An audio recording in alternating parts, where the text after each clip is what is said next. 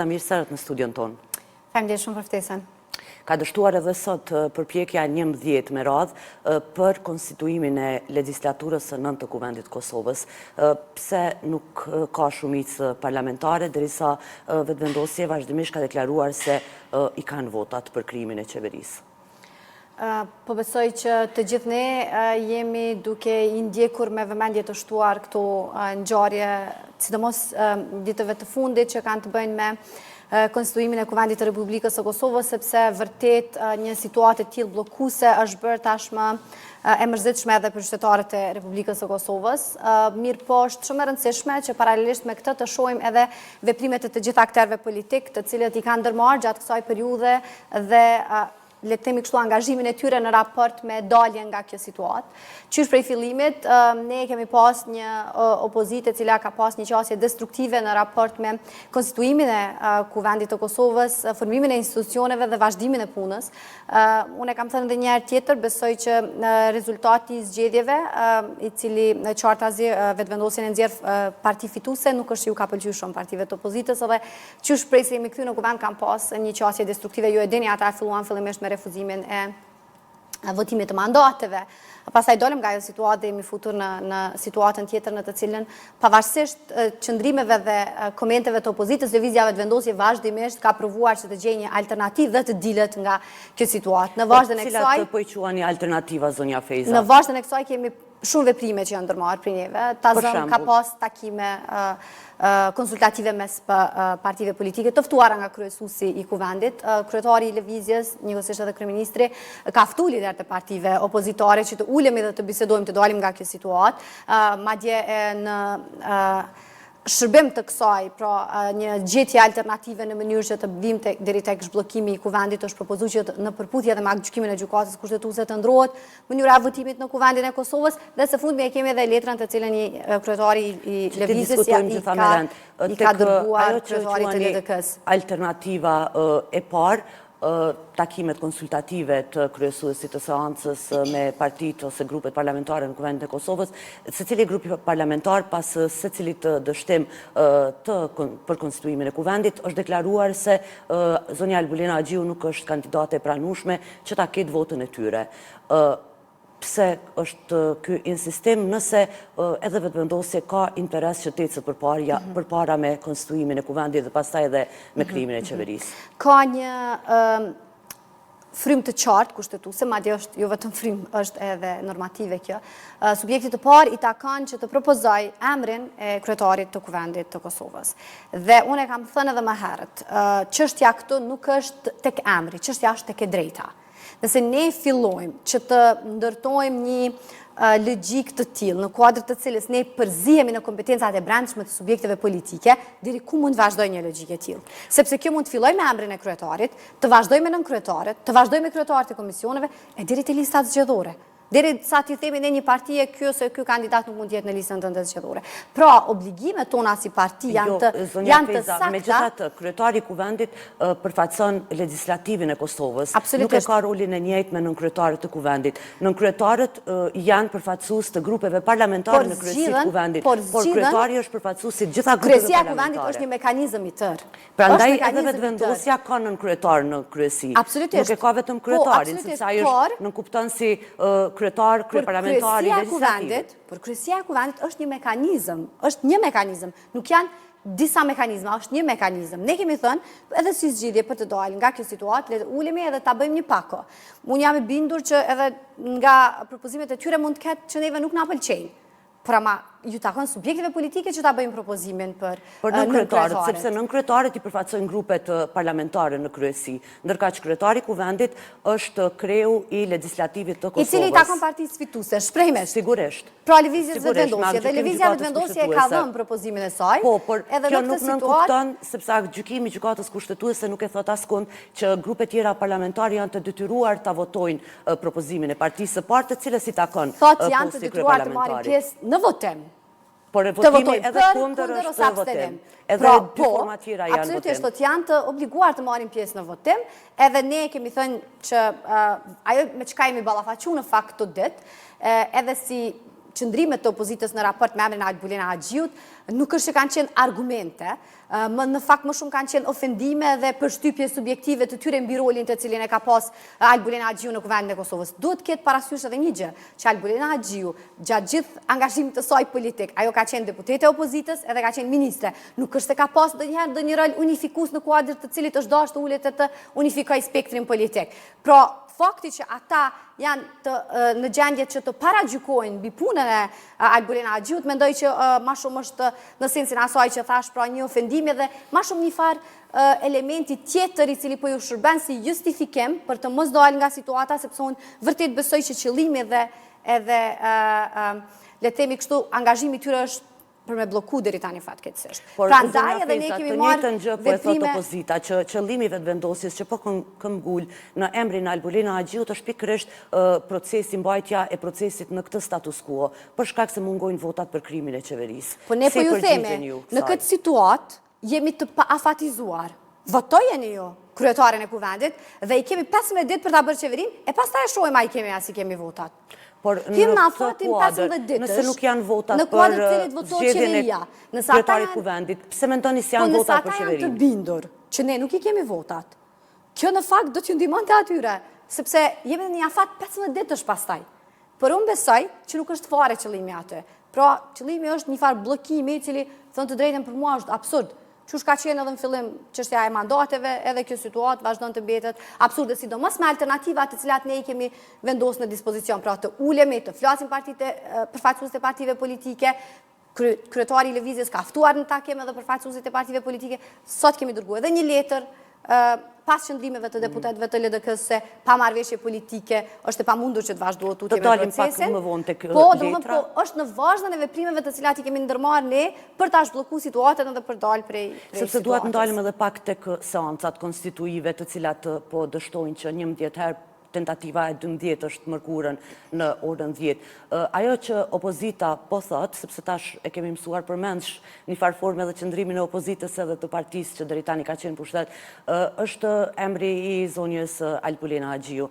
Në rast se për vetëvendosjen është i rëndësishëm ecja përpara me konstituimin e kuvendit dhe me zgjedhjen e qeverisë dhe në rast se i duhen edhe votat e opozitës, a ka hapësirë që të bëhet kompromis për emrin e përveçëm të kryeparlamentarit të Kosovës? Unë besoj që logjika këtu është problematike. Ne duhet ta shohim se si po e shtrojmë çështjen. Çështja nuk është emri Albulena Agjiut. Çështja është propozimi i vetëvendosjes. Pra e drejta që i takon vetëvendosjes. Dhe vetëvendosjes i takon e drejta që ta ketë propozimin e saj. Një lloj si që takon partive të tjera, 2 partive normalisht, që t'i kemë propozimet e tyre për nënkryetar. Tani, diskutimi do t'jetë kështu. Neve po na kërkohet që të bëjmë kompromis me një të drejtë, e cila ka dalë si pasojë një procesi në të cilin është shpreh vullneti i qytetarëve të Republikës së Kosovës. Po, por kjo situatë ka ardhur për shkak se nuk e keni shumicën parlamentare, nuk keni shumicë. Po të kishit shumicë parlamentare, do të ishte ndryshe situata. Ne jemi të parët, dhe me faktin që jemi të parët e kemi këtë të drejtë. Tani, ideja është kështu, për propozim zonja Feza, por jo për t'i obliguar subjekte tjera që ta votojnë patjetër propozimin tuaj. A dëshirojmë ne të ulemi dhe ta shtrojmë diskutimin në këtë rrafsh, siç po e bëni pyetje një, pra a të flasim për emra të përveçëm? Po, ne po e ndrojmë Albulenën, por pastaj ju nuk mund ta propozoni këtë. A është ky diskutimi që duhet bëhet Kuvendit në Kosovës? A duhet kalohet në këtë nivel, pra të flitet për emra të përveçëm, apo duhet në frymën e kushtetutës të vazhdojmë të dalim nga situata tashmë e bllokuar me një zhbllokim, siç kemi propozuar ne, në pakot të votohen kryetarja në fakt nën kryetarët edhe të ecim tutje me qeverinë. Po nuk mund të votohen në pakot sepse janë procedura të ndara. Pike 3 të rendit të ditës është zgjedhja e kryetarit, pike 4 është zgjedhja nën kryetarëve. Në pakot në sensin që të votohen, propozohen nga partitë, votohen nga deputetët. Në këtë sens. Në këtë sens. Po, po insistoni që t'i barazoni rolin e kryetarit me të nënkryetarëve. Nuk po insistoni t'i barazoni, ne po themi që janë një trup. Nuk është insistim për barazim. Ata janë një trup e cila vepron, është një mekanizëm. Kryesia e kuvendit është trupe kuvendit Kosovës, kryeparlamentari është kreu i legislativit Kosovës. Pra, kryesia është trupe kuvendit. Dhe pastaj diskutimi që po bëhet, absolutisht, po është një mekanizëm. Pastaj diskutimi që po bëhet, është pak paradoksale, thënë të drejtën, se ata thojnë ne nuk e votojmë sepse këta si kanë numrat për qeverinë, në anën tjetër, në këtë situatë është problematike të thuhet se sa mund të zgjasë situata sepse është e pafatizuar. Kurse në momentin që votohet kryetari i kuvendit, kryesia e kuvendit, ne kalojmë veç në afate kohore të cilat e obligojnë, domethënë, lëvizjeve të vendosjes që ta propozojmë në kryeministrit edhe të hidhet në votim. Për mua është pak absurde, pra më shumë është një qasje bllokuese, sesa që ka të bëj ose me emrin e përveçëm ose me procedurën e tërësi të Por në anën tjetër ka pas parti politike të cilët kanë dhënë opsione, emrat të tjerë që do t'i votonin, gjë që nuk do të mbetej i bllokuar procesi, pra do të lëvizej tutje. Po, unë nuk e di nëse i keni dëgju, ju ose opinioni publik sigurisht e ka pas mundësinë që me i dëgju edhe qëndrimet e emrave të përfolur, për prap po kthehemi te logjika të cilën unë e thash. Pra, ne jemi shumë të interesuar që të flitet për parime, për frym, për të drejta. Dhe në këtë sens, neve si parti, si rezultati këtyre zgjedhjeve, na takojnë disa të drejta ka shi obligimeve të cilat i kemi. Siç na takon neve drejta për të propozuar kryetarin e kuvendit, ju takon edhe partive të tjera për të propozuar nën kryetarit e kuvendit. Prandaj, në këtë sens duhet të ulemi, të miremi vesh dhe të vazhdojmë. Nëse dëshirojmë ta kthejmë pastaj diskutimin e emrave të përveçëm, mund thash është një logjike tërë e cila nuk di se ku përfundon më, se kush bën e kush nuk bën. Zonja Feza, nëse guxoj të them kështu, a duket pak e panatyrshme kërkesa e vetëvendosjes që opozita e deri tashme ta votoj kandidatin për kryeparlamentar, kur nga ana tjetër as vetëvendosja sa ka qenë në opozit, ose asnjëherë nuk ka ndodhur që vetëvendosja ta votoj një kandidat për kryeparlamentar që nuk ardhur nga vetëvendosja. Pra, asnjëherë nuk ka qenë, pra rolet tani janë të ndryshme, por në këtë lloj situate as vetëvendosja nuk është që e ka votuar ndonjëherë një kandidat për kryeparlamentar të një partie tjetër. Janë shumë të rëndësishme argumentet. Unë thash, gjem një argument konkret që e ka opozita në raport me Albulen Haxhiun. I kanë përmendur disa raste që tani të mos hyjmë, por ka pasur raste. Janë shumë të rëndësishme argumentet. Çka që është përqarse? E kanë përmendur punën në Ministrinë e Drejtësisë, të cilën ajo aktualisht unë besoj që kjo tani është çështje pastaj e interpretimeve subjektive. Unë po flas për argumentin e tyre qëndësor.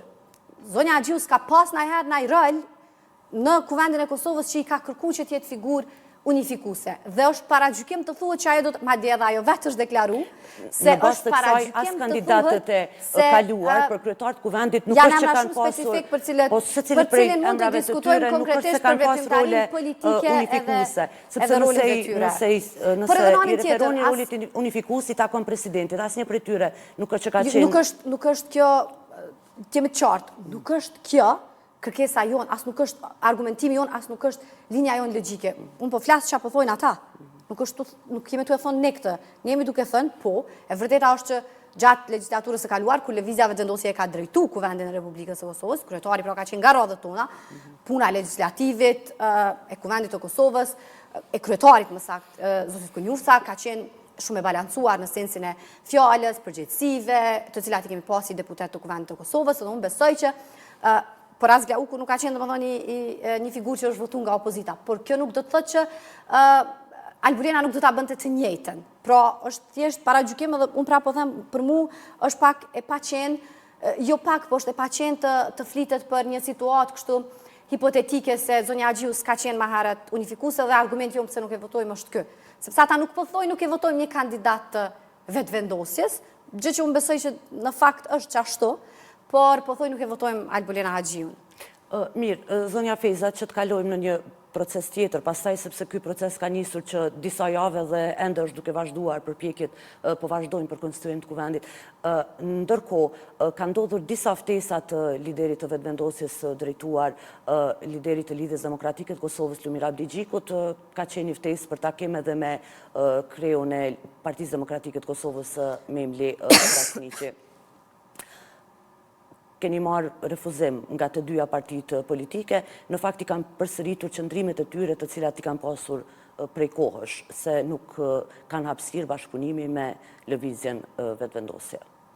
Për ftesën e fundit, nuk është se kemi përgjigje, ose s'paku unë nuk kam informacion që kemi pas akoma përgjigje. Për ftesën e fundit, realisht lideri i LDK-s pak më herët ka thënë para gazetarëve shumë shkurt, teksa ka dalë prej zyreve të LDK-s, se qëndrimet e LDK-s si dini dhe se do t'jenë transparent me, sikurse gjitha herave të tjera. Kështu ka deklaruar lideri i LDK-s dhe po i bie në një farë forme që mund të jetë përgjigjja e njëjtë, derisa e ka përsëritur që qëndrimet e LDK-s dihen. Duke di unë tash nuk mund të paragjykoj se për çka e ka pas fjalën, me që nuk kemi ma shumë informacion, por shpresoj shumë që të reflektoj, sepse edhe në këtë linjë, do më thënë, edhe arsyeja pse kemi marrë në deri të një ftesë të tillë është sepse vetë deputetët e LDK-s janë deklaruar që është e rëndësishme që të ketë një marrëveshje politike në mënyrë që të zhbllokohet situata, pra jo vetëm që të ulemi e të flasim për konstituimin e kuvendit, po që të ketë një marrëveshje politike. Në këtë frymë, ne edhe në linjën të cilën e kemi pas prej fillimit, e kemi nis letrën edhe pra po them presim që të ketë një reflektim pozitiv nga ana e LDK-s. Ata kanë përmendur marrëveshje politike aty këtu dikush nga Lidhja Demokratike e Kosovës, por nuk kanë thënë se duhet të ketë marrëveshje politike me neve. Disa prej tyre, kur janë pyetur se si duhet dilet nga kjo situatë, kanë thënë se duhet të ketë marrëveshje politike. Po nuk kanë thënë se nuk duhet të ketë marrëveshje politike me neve. Do të thonë, as me neve, as me ata kanë thënë që duhet të ketë një marrëveshje politike. Në frymën e kësaj, unë besoj që ka qenë një mesazh që ka nga deputetët që konsiderojnë që është mirë të ulim edhe të flasim përtej konstituimit të kuvendit të Republikës edhe të flasim për hapa konkret. Prandaj edhe ftesa jonë është decisive, është krejt e hapur edhe flet shumë konkretisht për mundësinë e bashkëpunimit të cilën ne ja kemi ofruar LDK-s. Por, zonja Feza, tani, kur ka ndodhur dhe kjo ftesë e cila i është dërguar sot liderit të Lidhjes Demokratike të Kosovës, ka pasur reagime të ndryshme edhe në opinionin publik. Kam parë, teksa i kanë rikthyer në vëmendje deklarimet e liderit vetëvendosjes Albin Kurtit, kur në fushat zgjedhore pati deklaruar se me ata duke ju referuar Lidhjes Demokratike të Kosovës, kemi bashkëqeverisur një herë 50 ditë dhe tani nuk do të mund të zgjaste më shumë se 5 ditë. Pse atëherë ky insistim, nëse Kurti ka qenë i bindur se koalicioni me Lidhjen Demokratike të Kosovës nuk mund të zgjasë më shumë se 5 ditë? Vetëm mos të mbetëm borxh tek takimet të cilat i kemi pasur dhe ftesat të cilat ne i kemi drejtuar më herët, është edhe takimi që e kemi pasur me kryetarin e PDK-s, me Mli Krasniqin, por këto takime kanë qenë për konstituim, do të thonë për seancën konstituive, për kuvendin, nuk kanë pas në fokus as në qëllim koalicion. Vetëm të jemi të qartë në këtë drejtim.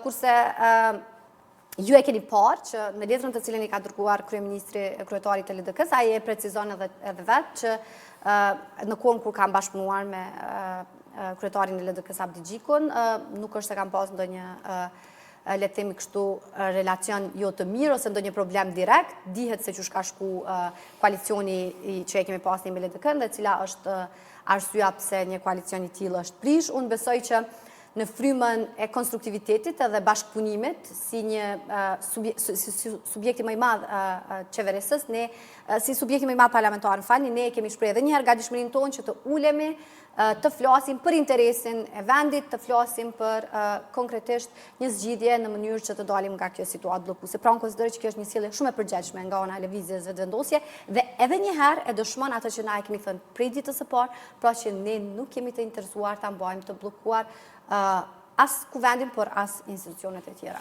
Por si të tejkalohen, zonja Feza, kemi patëm dëgjuar liderin e vetëvendosjes Kurti në natën kur fitoi zgjedhje, doli partia e parë, teksa quajti partitë që ishin deri atëherë në opozit me terme që nuk dua tani ti përmend, tha se do të mbesin në opozit, do të rokatën në opozit, pra ka qenë një gjuhë të cilën edhe tani e përmend opozita e deri tashme si gjuhë e papranueshme për ta.